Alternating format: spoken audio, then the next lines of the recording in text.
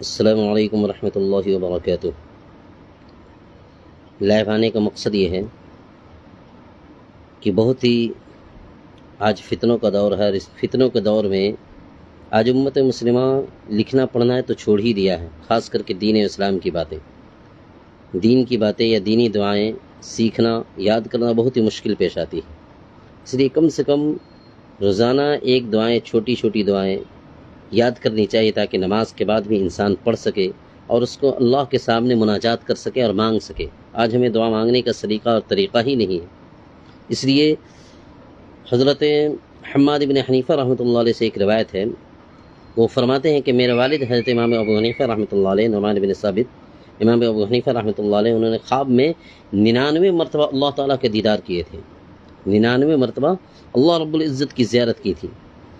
تو والد صاحب سے میرے والد صاحب نے پھر وہ فرماتے ہیں کہ میرے والد صاحب نے اپنے دل میں یہ سوچا کہ اب کی مرتبہ جب اللہ تبارک و تعالیٰ کی، اللہ رب العزت کا دیدار ہوگی، زیارت ہوگی خواب میں، تو ضرور بھی ضرور اللہ تعالیٰ سے میں پوچھوں گا، یا اللہ وہ کون سی چیز ہے، یا اللہ وہ کون سی چیز ہے جس کی وجہ سے آپ اپنے بندوں کو قیامت کے دن نجات دیں گے، آپ اپنے بندوں کو قیامت کے دن نجات عطا فرمائیں گے۔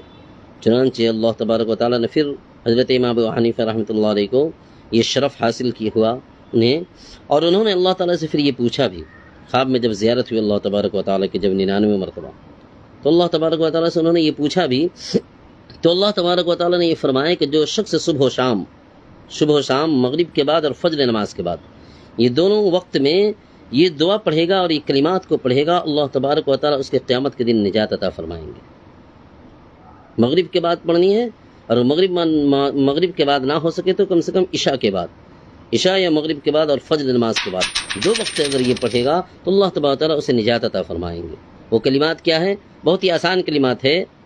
سبحان الابدی الابد پہلے کلمات ہیں، سبحان الابدی الابد، پاک ہے وہ ذات جو ہمیشہ رہنے والا ہے، پاک ہے وہ ذات جو ہمیشہ رہنے والا ہے۔ سبحان الواحد الاحد، پاک ہے وہ ذات جو ایک اکیلا ہے۔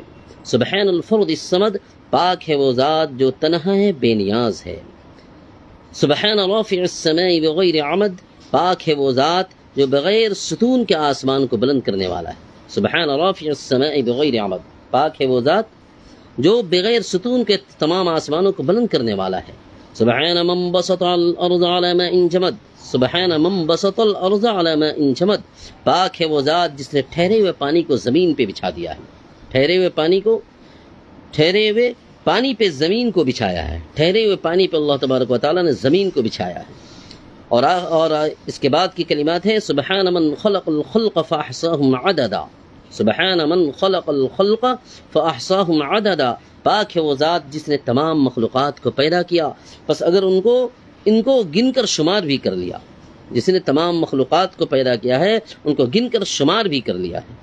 پھر آگے ہے سبحان من قسم الرزق ولم ينس احدا، پاک ہے وہ ذات جس نے روزی تقسیم کی اور کسی کو نہیں بھولا۔ من قسم الرزق، سبحان من قسم الرزق ولم ينس احدا، پاک ہے وہ ذات جس نے روزی تقسیم کی اور کسی کو نہیں بھولا۔ اور اس کے بعد ہے سبحان الذي لم يتخذ صاحبة ولا ولدا، پاک ہے وہ ذات جس نے نہ بیوی بنائی نہ کوئی اولاد بنایا، اللہ کا نہ بیوی ہے نہ کوئی اولاد۔ پھر اس کے بعد اللہ تبارک و تعالیٰ فرماتے ہیں سبحان الذي لم يلد ولم يولد ولم يكن له كفوا احد، پاک ہے وہ ذات جس نے نہ جنا اور نہ جنا گیا اور اس کے برابر کا کوئی نہیں ہے، اس کے برابر کا کوئی نہیں ہے۔ اس کی فضیلت ہے کہ جو شخص صبح شام ان دعاؤں کو ان کلمات کو پڑھ لے گا، اللہ تبارک و تعالیٰ اس کے قیامت کے دن اللہ تبارک و تعالیٰ سے نجات عطا فرمائیں گے۔ یہ فضیلت ہے، اللہ تعالیٰ ان باتوں پہ عمل کی توفیق نصیب عطا فرمائے۔ السلام علیکم ورحمۃ اللہ وبرکاتہ۔